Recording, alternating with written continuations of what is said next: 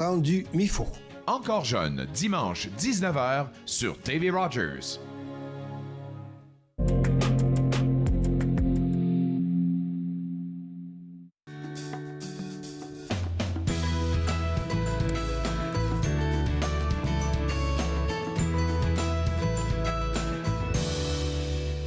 Bonjour et bienvenue entre nous exclusivement sur les ondes de TV Rogers. Je suis Claude Andrea Boni. Je me ferai un réel plaisir de passer la prochaine demi-heure avec vous.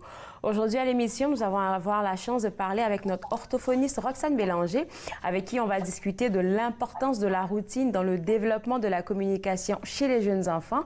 On va aussi parler avec Émilie Gagnon du Collège La Cité.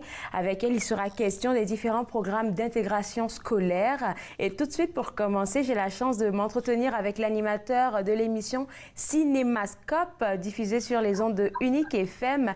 Et Monsieur Saint-Jacques, j'ai envie de dire qu'il faut vraiment être fou amoureux de cinéma pour se tenir à la barre de cette émission-là. Bonjour, ça fait longtemps que je suis en amalgame avec le cinéma. Ça date de mon tout jeune âge. Et j'ai toujours aimé les tous genres confondus. Et j'ai explorer les auditeurs à travers la musique du cinéma. Vous savez, il y a beaucoup de thèmes. On parle de Sergio Leone, par exemple. On parle aussi de Michel Legrand. Alors, c'est ça qu'on, cette semaine, avec mon collègue Jean-Paul Moreau, on fait partager un voyage cinématographique aux auditeurs. Est-ce que l'idée est venue de vous de présenter cette émission-là? J'avais déjà fait une émission similaire sur une autre station à un moment donné, et ça m'a donné le goût de continuer le projet sous un autre angle, parce que souvent, la majorité du temps, ça va être des thèmes de cinéma, mais parfois, on va dévier vers des thèmes de télévision, soit des séries passées ou présentes. Alors, ça dépend. Ou une semaine, par exemple, on va mettre un focus sur un compositeur en particulier. Et parfois même, on va aller, il y a des femmes qui sont compositrices de musique. Mm-hmm. Alors, des fois, on va aller explorer de ce côté-là aussi. Je trouve ça intéressant, en fait, comme concept d'émission, parce que souvent, on regarde des films, il y a des musiques qui nous touchent, qui viennent nous chercher, mais on ne sait pas qui l'a composé, on ne sait pas qui l'a écrit. Et peut-être qu'on va trouver la réponse dans cette émission que vous présentez. Bien, c'est ça qu'on essaie des auditeurs. On essaie, par exemple, je suis sûr que vous avez déjà entendu, par exemple, je pense, au thème du parrain. Mm-hmm. Hein? Et les gens ne savent peut-être pas qui l'a composé. Alors, c'est Nino Rota, alors on va le mentionner, bien sûr. Et on va parler un peu de la carrière des compositeurs, comme on a déjà fait, par exemple, quand Sergio Leone est mort l'été dernier.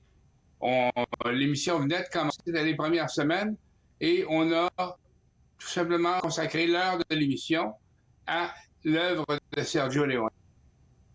Alors, c'est une émission que vous présentez à chaque dimanche pendant 1 heure. Ça fait, selon moi, beaucoup de contenu. Comment vous subdivisez les différentes parties de votre émission-là? Est-ce qu'on fait un focus juste sur un compositeur pendant toute la durée de l'émission?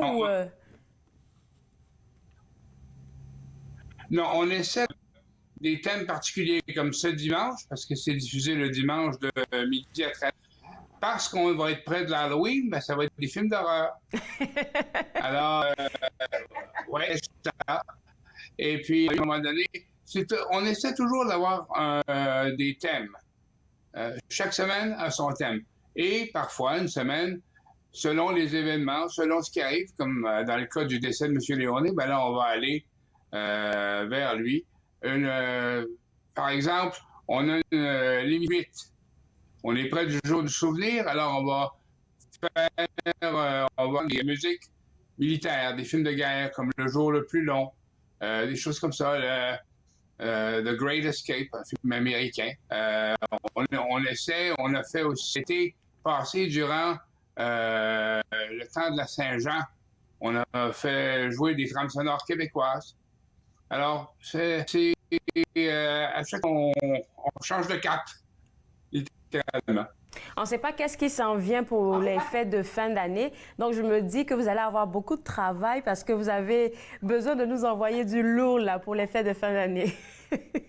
Effectivement, avec l'année qu'on a eue, on va essayer d'avoir des thèmes qui vont inspirer justement l'espérance et la joie. Surtout, on a besoin de beaucoup de joie. Mais oui, mais oui, mais oui. Ben, merci beaucoup, M. Saint-Jacques. Et puis, bonne émission à vous. C'est dimanche de 12h à 13h. Je vais inviter les gens qui nous regardent en ce moment à aller vous écouter. Bonne journée. Et je suis accompagné de Jean-Paul Moreau à la co-animation, je voudrais le mentionner. Merci beaucoup. Merci. Alors, pour vous autres à la maison, si vous êtes mordus de cinéma et surtout des compositions que vous pouvez entendre en fait dans les différents films que vous aimez, ben, je vous invite à suivre cette émission-là, Cinémascope, sur les ondes de Unique FM chaque dimanche, de midi à 13h. Avant de passer à notre prochain invité, j'aimerais vous inviter à visiter le site web du Centre Franco, www.lecentrefranco.ca, parce qu'il y a 2 semaines, on nous parlait d'un nouveau programme de recrutement des enseignants.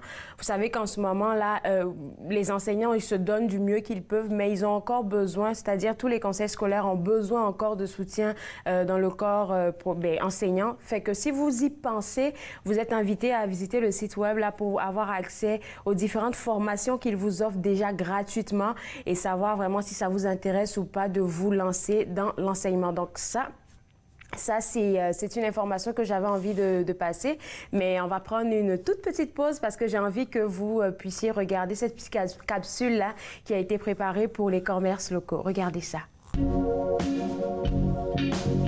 Bienvenue à Radio Sensuelle avec Jesse Benjamin.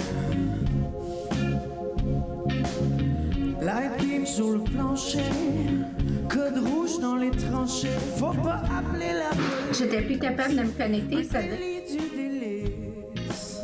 Side shoes pour la grand-mère, big boost pour les confrères. Quand t'es dans la chaise, étiré sans malaise. Entre nous c'est bon, c'est fini les questions. Comment on se retrouve? Florida Room. Tu laisses entrer la lumière blanche, en comprimé de poussière d'ange. Florida Room. Gauche-droite, on est tombé, la langue et le dentier. Tant mieux si ça cesse, y'a pas que ça la fête. So sweet, on a lâché, on crame sous les UV. Mais qu'est-ce que tu racontes? On joue pas contre la montre. Sunshine dans la cour, où traînent les beaux jours. Là maintenant, je vais m'entretenir avec Amélie Gagnon des différents programmes d'intégration scolaire du Collège La Cité.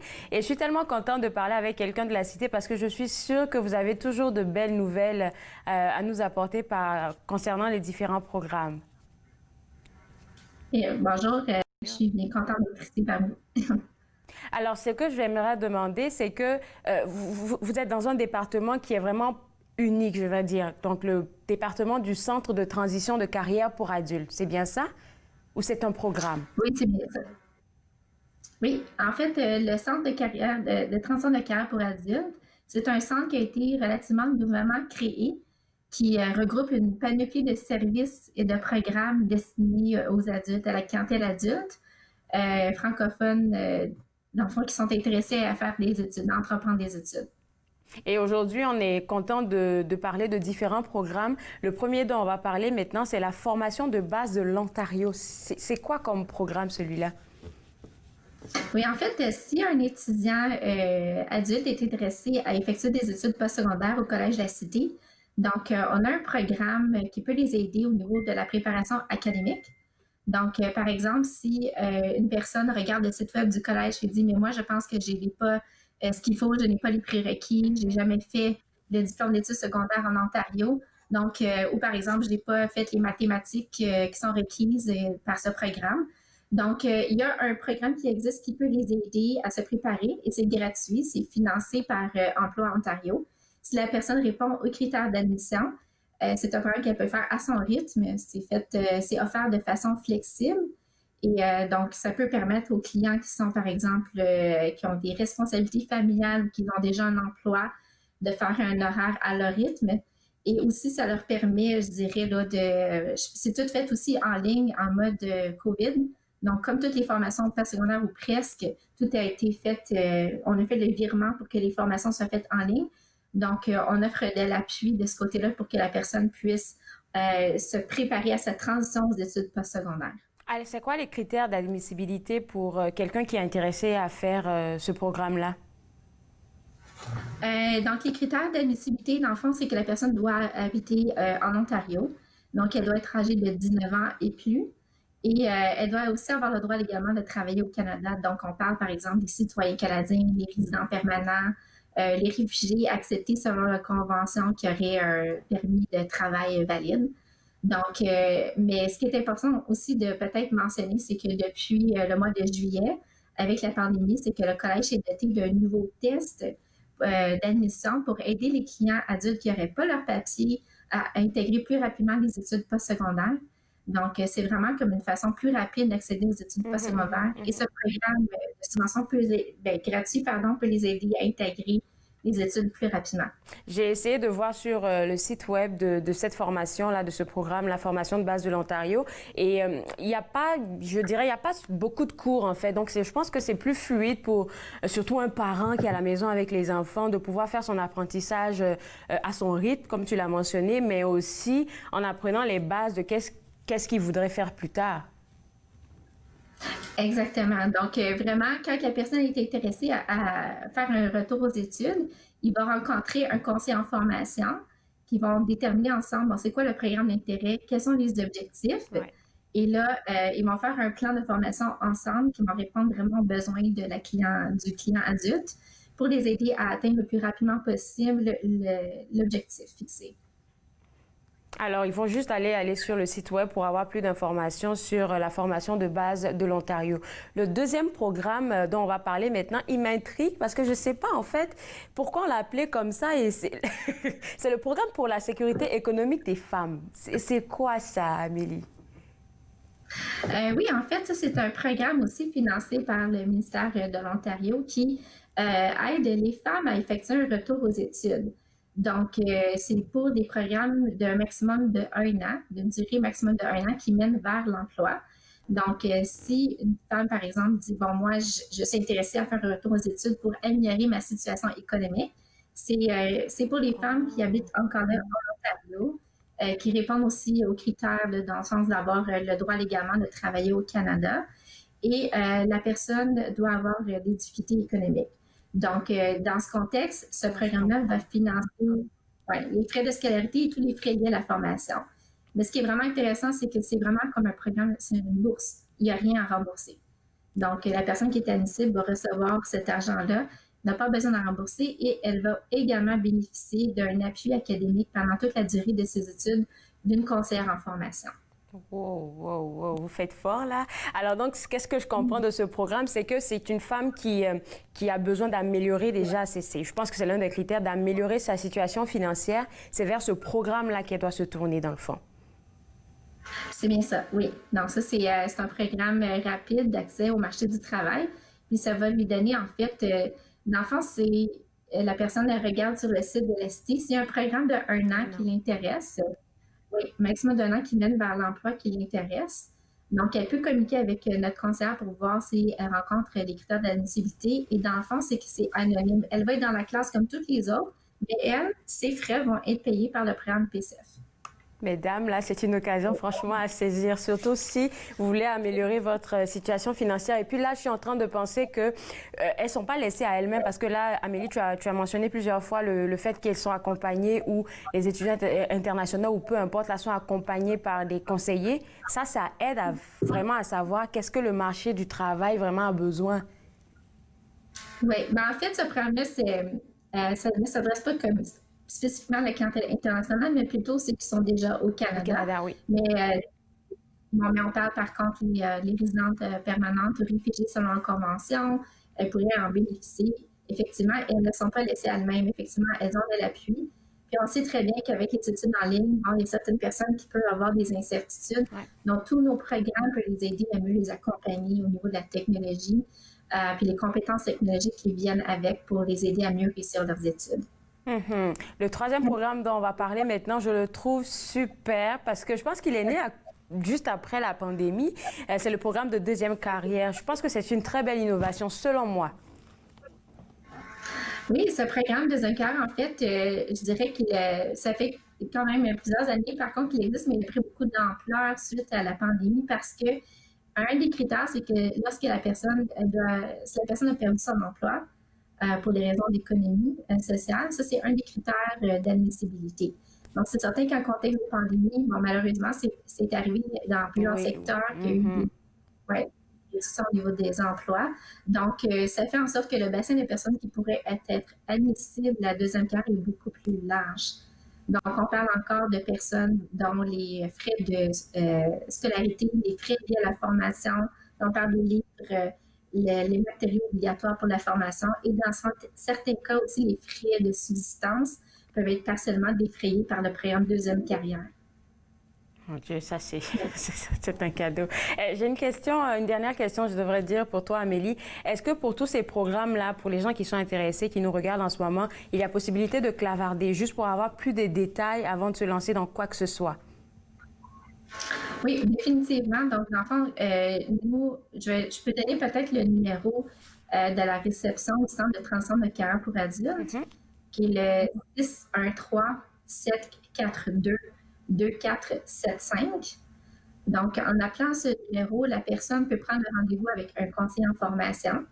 Et ça, c'est un rendez-vous qui est effectué de façon virtuelle ou téléphonique si la personne n'a pas encore le technologie pour se connecter dans Teams, qui est notre plateforme. Donc si la personne ne l'a pas, il suffit d'avoir un téléphone, elle peut communiquer au 613-742-2475 pour obtenir plus d'informations. Et obtenir un rendez-vous éclair de 15 minutes avec un conseiller en formation. Super ça. Merci beaucoup, Amélie. Et puis, merci pour ce que vous faites pour toutes ces personnes-là qui vivent, je pense, des moments difficiles pour essayer de les remettre sur le marché du travail. Bonne journée. Je vous remercie. Bonne journée. Alors, pour vous autres à la maison, si vous êtes intéressés par l'un des programmes dont on vient de parler, ça sera de visiter le www.lacitec.on.ca ou comme Amélie vient de le mentionner, vous devez appeler le 613-742-2475 pour pouvoir parler avec une personne pendant 15 minutes pour pouvoir mieux vous orienter. Maintenant, on va parler avec notre orthophoniste Roxane Bélanger et la thématique du jour, c'est la routine, comme l'importance de la routine dans le développement de la communication chez les jeunes enfants. Et moi, je suis un témoin vivant de ça. C'est vrai que la routine est importante. Exactement. Et j'étais pour commencer mon petit discours en disant que même nous, les adultes, on a besoin, il y a des bienfaits associés à la routine. C'est vrai. On est bien organisé, on sait ce qu'on a à faire. On peut allouer suffisamment de temps à chaque action. On connaît la séquence, puis on peut prévoir ce qui va arriver par la suite. Et ce qui est bon pour nous est aussi bon pour les enfants. Surtout chez des enfants dont le cerveau et le lobe frontal qui fait état des fonctions exécutives est moins développé. Alors, les enfants ont moins d'habileté que nous à planifier, à prévoir, à raisonner. Et les séquences leur donnent un petit cerveau de plus pour prévoir leur séquence de la journée. Alors, qu'est-ce qu'une routine? Une routine, c'est quelque chose qu'on fait dans la journée, au courant de nos activités quotidiennes, de la même façon et qui arrive à chaque journée. Donc, l'heure du bain, par exemple. Alors, ou l'heure du coucher. On va prendre le bain, on va mettre notre pyjama, c'est le temps de prendre collation, on brosse nos dents, on lit un livre et on ferme la lumière. C'est un petit peu ça, la routine qui pourrait être utilisée, par exemple, comme exemple. Alors, les enfants, ce que ça fait pour eux autres, c'est que ça les aide à prévenir un petit peu les excès. Alors, les petites crises de colère, quoique les routines ne vont pas complètement enrayer ces petites crises-là. Mais ça va aussi leur permettre de donner une suite, une séquence qui est prévisible. la prédiction d'une séquence va aider les enfants là, à se garder occupés puis à prévoir ce qui va venir par la suite. Ça va aussi lui permettre d'avoir un langage qui est quotidien, qu'on utilise à chaque jour avec l'enfant, le nom des objets, les actions qu'on fait, et une interaction qui est proche et qui est ancrée avec son parent. Donc, les routines, c'est une façon de développer le langage de l'enfant, mais c'est aussi de développer une interaction qui est responsable avec l'adulte. Alors, tu penses qu'une routine, on devrait la commencer à combien de mois avec notre jeune enfant? Bien, moi, je pense qu'on devrait commencer, là, il y a beaucoup d'études qui montrent que les enfants vraiment bénéficient d'une routine dès le plus jeune âge. Alors, dès la naissance. Alors, sans être trop rigide, par exemple, on veut vraiment s'adapter aux besoins de l'enfant. On veut aussi comprendre tous les besoins de l'enfant, mais s'adapter selon la situation. Alors, c'est important d'avoir une routine, mais de s'assurer qu'on peut dévier de la routine de temps en temps pour répondre aux besoins de l'enfant, mais aussi aux imprévus de la journée qui peuvent arriver. Alors, la routine est importante à établir dès la naissance. C'est ça. OK, dès la naissance. Alors moi, comme je t'ai dit, là, je suis un témoin vivant de ce que c'est que la routine. Mais je pense que surtout pour les nouvelles mamans, c'est assez difficile parce que comme tu as parlé des crises tantôt, par exemple, pour l'heure du dodo, c'est des crises comme pendant longtemps, là. Mais ils sont au courant que c'est la routine, mais ils font toujours des crises. Donc, il y a certaines mamans qui juste jettent l'éponge parce que ça fait mal d'entendre bébé pleurer. Oui. Ce qui est important, je pense, pour les parents puis pour les enfants, c'est que ça soit vraiment ancré dans une séquence qui est prévisible. Alors, de faire les mêmes choses de la même façon à chaque jour va aider à l'enfant à comprendre qu'on ne va pas déroger du plan. Parfois, je sais que moi, comme parent, des fois, si j'étais fatiguée et je manquais à la routine, le lendemain ou le surlendemain, c'est plus difficile pour mon enfant de comprendre que cette fois-ci, là, il faut vraiment que j'aille me coucher à cette heure-ci, alors que les 2 autres jours, je m'étais pas couchée. Donc, je pense que l'enfant apprend dans la prédiction, mais sur le plan du langage, il apprend à comprendre et utiliser le langage qu'il va avoir besoin plus tard. Donc, une routine qui est bien établie, que ce soit la routine de l'habillement ou du dodo, va donner le langage à l'enfant. Et plus un enfant a de langage, plus il va être capable de s'auto-réguler. Il va pouvoir utiliser ce langage-là pour peut-être partager ses sentiments pendant cette routine-là, peut-être négocier la routine aussi, mais du moins commencer à utiliser les mots et les phrases pour pouvoir se faire comprendre, exprimer ses sentiments. La routine va aussi permettre à l'enfant d'apprendre à prédire et à savoir ce qui va arriver dans l'avenir. Parce qu'une routine, ça se fait dans une séquence qui est prévisible et qui est fait de la même façon. Oui. Alors, ça leur permet aussi d'apprendre des mots qui sont plus abstraits, plus difficiles, comme par exemple, en premier, on va prendre notre bain. Ensuite, on va aller prendre une collation. À la fin, on va lire notre livre, puis on va fermer notre lumière. Alors, ces mots plus abstraits-là, que les enfants n'ont pas très jeunes, graduellement, en les utilisant, nous, comme parents, comme éducateurs, comme amis, travaillant ou jouant avec des enfants, en utilisant ces mots-là, on leur donne des moyens de comprendre comment la séquence va se produire. Et une des choses qui arrive souvent avec la routine, c'est que l'enfant commence à prendre sa place dans la routine de plus en plus. Il devient plus indépendant. Et qu'est-ce que les enfants veulent? C'est faire tout eux-mêmes. Alors, la routine leur permet de devenir indépendants et d'assumer cette routine-là.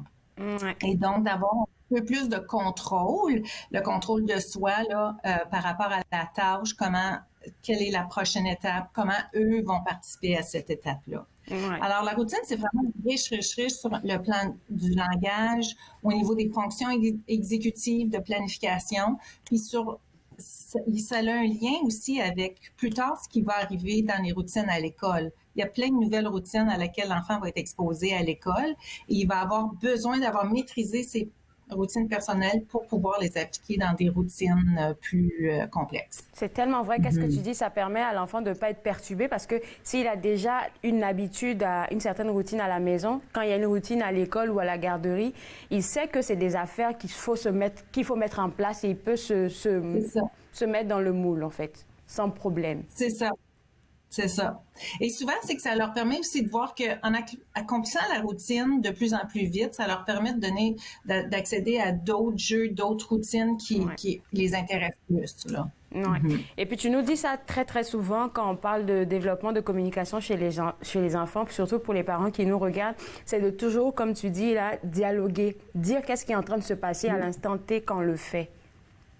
Exactement. Donc, la routine, c'est un moyen extraordinaire pour parler des objets qu'on utilise. Alors, à l'heure du bain, c'est le robinet, c'est prendre le savon, le shampoing. On peut parler des actions qu'on fait. Alors là, on va préparer une collation, on va au frigidaire, on sort le lait, on va couper nos pommes. Ouais. Alors, on parle beaucoup d'actions. On va parler des séquences en utilisant les mots en premier, après, ensuite, à la fin. Et puis, ça nous permet aussi de parler en expliquant. Donc, en travaillant le raisonnement verbal, on va tout de suite mettre nos vêtements sales dans le panier à linge. Comme ça va nous prendre moins de temps pour ranger la chambre et ça va nous permettre d'aller au parc plus rapidement.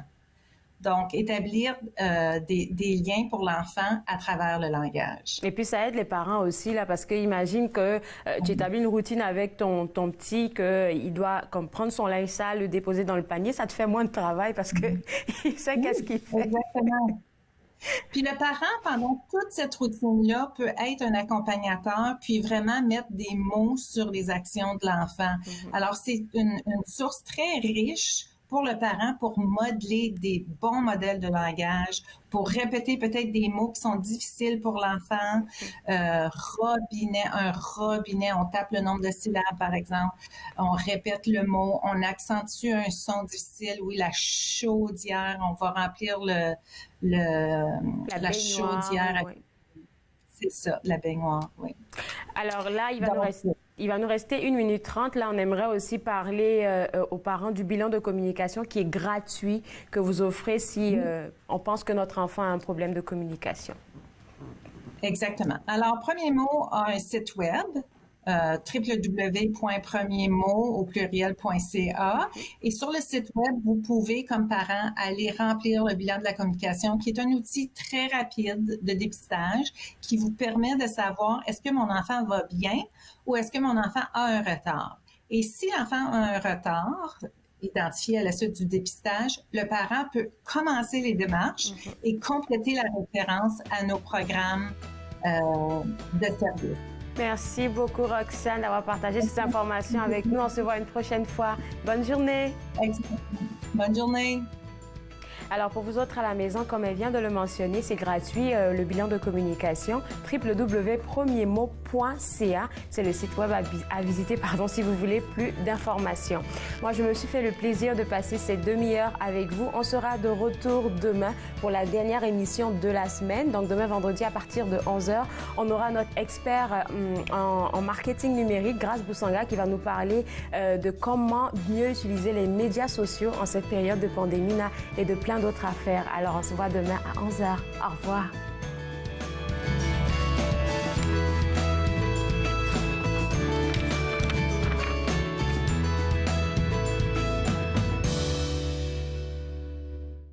Faites-nous part de vos commentaires en composant le 613-521-2323 par courriel sur Facebook et Twitter.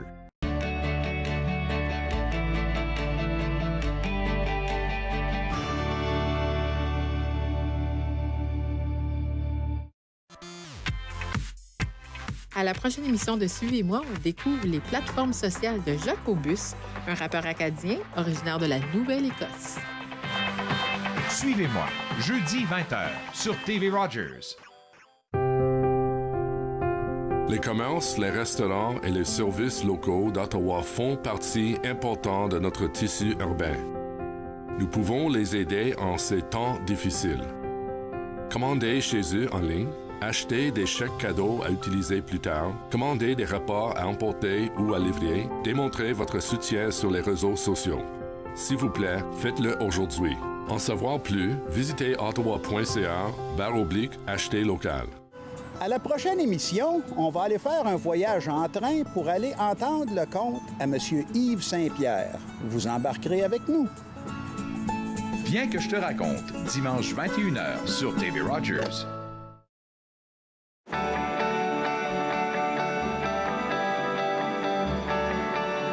Vous regardez TV Rogers, Ottawa.